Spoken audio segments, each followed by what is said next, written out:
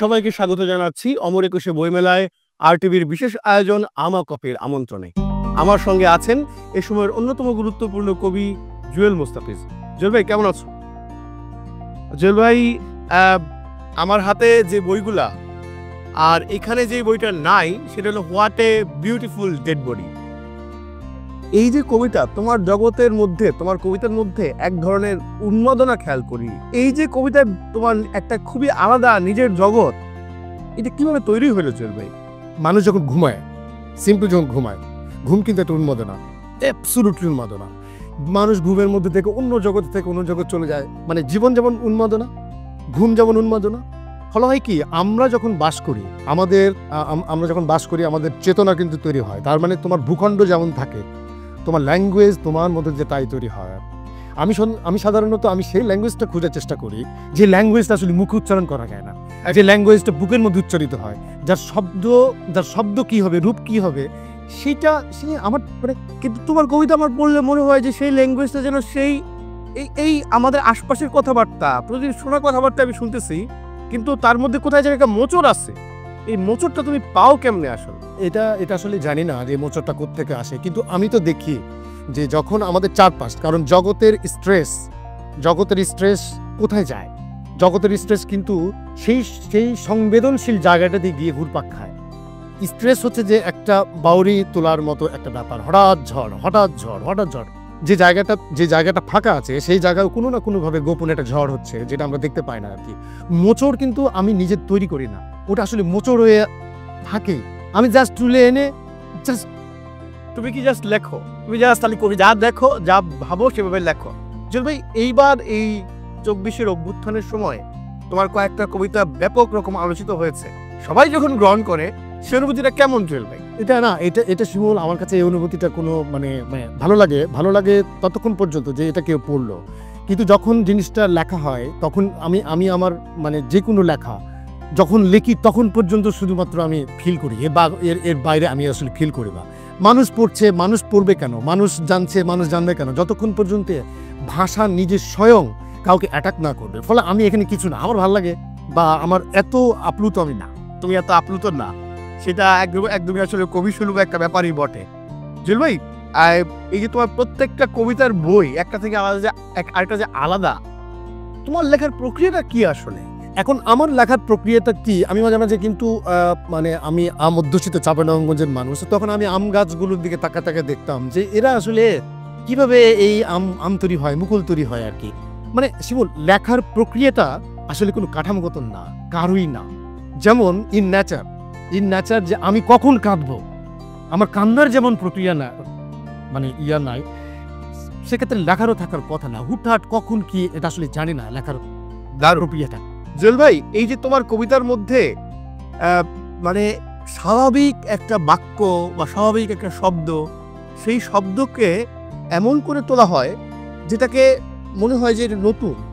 এই যে নতুনের যে সাধনা, এটা কেমন আসলে? যেমন এই যে তুমি এই কবিতার মধ্যে, আইসিইউর এই কবিতার মধ্যে আছে, সময় আমাকে মেরে ফেলেছে মা, এই কথা আমি তোমাকে বলে দেবো, মরে গিয়ে আমি আসলে কিভাবে বলে দেবো? এটা একটু আমি উত্তরটা এইভাবে দিতে চাই। সেটা হচ্ছে যে আমরা তো সাধারণত সাবজেক্ট নিয়ে থাকি, কিন্তু মানে বিষয়টা এরকম যে আমি প্রথমে একটি ঘরের সামনে দাঁড়ালাম, বা একটা মানুষের সামনে দাঁড়ালাম, তো আমি দূর থেকে মানুষটাকে দেখছি, কিন্তু আমি যদি মানুষটার ভিতরে ঢুকে যাই তাহলে আমি বাইরে থেকে ভেতর দেখার চেষ্টা করছি, কিন্তু আমি ভেতর থেকে যদি ভেতরটা দেখার চেষ্টা করি তাহলে কিন্তু এখানে কোনো কারিশমার বিষয়ই নাই। তখন ল্যাঙ্গুয়েজ কিন্তু বদলে যায়, যে ল্যাঙ্গুয়েজটা আমার জানা নাই। কিংবা যে এরকম আমরা কাঁদতে বসেছি, কতক্ষণ কাঁদলে আমাদের বাপ মা অক্সিজেন পাবে বাংলাদেশকে তুমি জিজ্ঞেস করতেছো। আইসিইউ যখন লেখা হয়, যখন আসলে সারা পৃথিবী করোনা কাল পার করছে, সেটা আসলে আমার জন্য একটা সাবজেক্ট মাত্র ছিল। আমি করোনা নিয়ে লিখি না। আমার কাছে দুনিয়াটাকে মনে হয়েছিল যে দুনিয়াটা হচ্ছে যে অক্সিজেনের জন্য, কোনো মানুষ না, সারা দুনিয়া হচ্ছে অক্সিজেনের জন্য ছটপট করছে। তারপর দেখা গেছে যে মানে মানুষের শ্বাসের চাইতে বড় ল্যাঙ্গুয়েজ তো আর কিছু হতে পারে। তাহলে শ্বাসের ল্যাঙ্গুয়েজ যদি আমি চিন্তা করতে যাই, তখন যা লিখি সেই জিনিসগুলো হচ্ছে ছোটন্ত ঘোড়ার মতো, ভাষাগুলো হচ্ছে যে এক জায়গায় হাজির হয়, এবং সেটা একটা হচ্ছে ঘোড়ার খামারের মতো শব্দগুলো একটা কবিতা হয়ে ওঠে, এছাড়া কিছু না। এটা হচ্ছে বিষয়। দারুণ, মানে জুয়েল ভাইয়ের কবিতা এই জন্যই খুবই মানে দুর্দান্ত রকম ভাবে যিনি পাঠক তাকে হলো তাড়িত করতে পারে। জুয়েল ভাই, তুমি সাংবাদিকতা করো, তুমি কবিতা লেখো, তুমি পৃথিবীকে প্রতিদিন নতুন নতুন করে আবিষ্কার করো। তোমার পেশা তোমার কবিতাকে কতটা সাপ্লিমেন্ট করে আর কতটা ক্ষতি করে আসে? এটার সাথে কোনো সম্পর্ক না। কারণ হচ্ছে আমি যখন ব্যথা পাই তখন আমার ব্যথা লাগবেই। তাহলে আমি যদি পেশার মধ্যে থেকে ব্যথা পাই তাহলে আমি ব্যথা পাবো না, আমি কাঁদবো না। তো আমি যখন কাজ করি তখনও যদি কবিতা এসে দাঁড়ায় তখন হচ্ছে কিন্তু সেই কবিতা আমাকে লিখতেই হবে। কবিতা হচ্ছে অপরিহার্যতার মতো। ব্যথা লাগছে, ক্লোফেনা কিন্তু অন্য কিছু। কবিতা ক্লোবেনাক, দারুণ। জুয়েল ভাই, এই যে কবিতা লিখতে পারা, কবিতা নিয়ে কথা বলতে পারা, কবিতা যাপন করা, এটা কতটা আনন্দময়? অনেক অনেক আনন্দময়। বরং হচ্ছে যে জীবনটা আমরা পাইনি, যে জীবনটা আসলে আমরা চাইনি, যা আমরা পেতে চাই না তা আমরা পেয়েছি, যা আমরা যখন পেতে চাই না তো সেটাই আমাদের জীবন। এই কবি জীবনটা কিন্তু আমাদের স্বাভাবিক জীবনের মতো, একদম স্বাভাবিক জীবনের মতো। ফলে হয় যে কবি জীবন কিন্তু আলাদা কোনো কিছু না। একটা ফুটপাতে একটা বাচ্চা কাঁদছে, একটা বাচ্চা হাসছে, এটা তো বড় কবি জীবন আর কি আছে। দারুণ। জুয়েল ভাই, আমরা একটা হাইপোথেটিক্যাল প্রশ্ন দিয়ে আয়োজনটা শেষ করি, তারপর র্যাপিড ফায়ার রাউন্ডও থাকবে। হাইপোথেটিক্যাল প্রশ্নটা হলো যে, ধরো তোমার কাছে টাইম মেশিন আছে এবং তুমি পৃথিবীর যে কোনো সময় ফিরে যেতে পারবা, তুমি একজন লেখকের সাথে আলাপ করতেও পারবা। কোন সময়ে ফিরে গিয়ে কোন লেখকের সাথে কি নিয়ে তুমি আলাপ করবে? আমি কাহলিল জিব্রানের সাথে আড্ডায় বসতাম এবং তাকে বলতাম যে শ্রম কেন দুর্ভাগ্য। অনেক ধন্যবাদ জুয়েল ভাই, থ্যাংক ইউ আমাদেরকে সময় দেওয়ার জন্য। আমরা যাচ্ছি কবি জুয়েল মুস্তাফিজের সঙ্গে র্যাপিড ফায়ার রাউন্ডে। র্যাপিড ফায়ার রাউন্ডের প্রথম শব্দ জুয়েল ভাইয়ের জন্য প্রেম। একটি কাঁচা পেয়ারায় নখের আঁচড়। প্রেরণা, শক্তি, প্রিয় শব্দ জুয়েল মুস্তাফিজ। প্রিয় রং রেড। যে মৌসুমে বেশি লেখো? বসন্ত। প্রিয় সাহিত্য চরিত্র?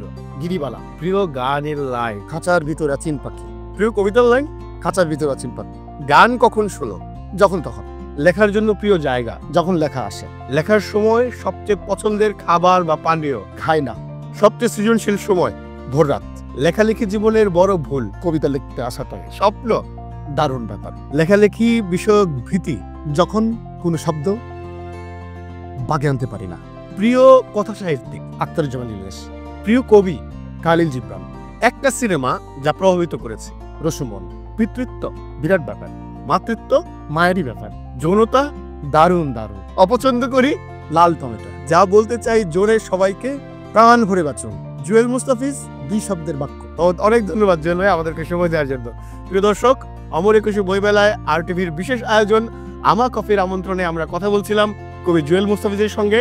দেখা হচ্ছে অন্য কোনো একজন লেখককে সাথে নিয়ে এই আয়োজনের পরের পর্বে। সবাইকে অনেক ধন্যবাদ।